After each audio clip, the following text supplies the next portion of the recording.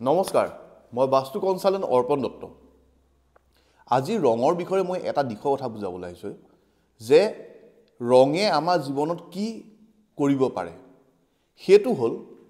ৰঙা pink maroon orange colour red family তেনেকুৱা ৰং আমাৰ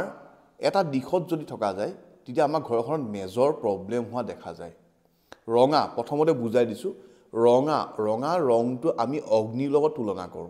জুই ৰঙা সদায় চাব ৰেড এলাৰ্ট ৰঙা চিনটো আমাৰ অগ্নি সেই কাৰণে ৰঙা কালাৰ ৰঙা পিংক অৰেঞ্জ মেৰুন আমাৰ ঘৰখনৰ উত্তৰ পূব দিশটো থাকিব নালাগে উত্তৰ পূব দিশটো আমাৰ ঘৰখনৰ ইখান কোণ তাত আমাৰ ভগৱানৰ জায়গা হ'ব পাৰে তাত আমাৰ পঢ়া ৰুম হ'ব পাৰে তাত মেডিটেশন কৰা ৰুম হ'ব পাৰে বা এটা নৰমাল ৰুমো হ'ব পাৰে কিন্তু তাত যদি আমি ৰঙা মেৰুন পিংক অৰেঞ্জ কালাৰ দি দিও বা নিদিলেও তাত যদি আমি পৰ্দা লগাও তেতিয়া ইখান কোণটো আমাৰ জলৰ জায়গা তাত অগ্নি আহি যায় তেতিয়া ঘৰত বেমাৰ আজাৰ হোৱাৰ সম্ভাৱনাটো বাঢ়ি যায় লগতে আৰু বেমাৰ মানে অলপ গুৰুত্বপূৰ্ণ মেজৰ বেমাৰ হোৱাও দেখা গৈছে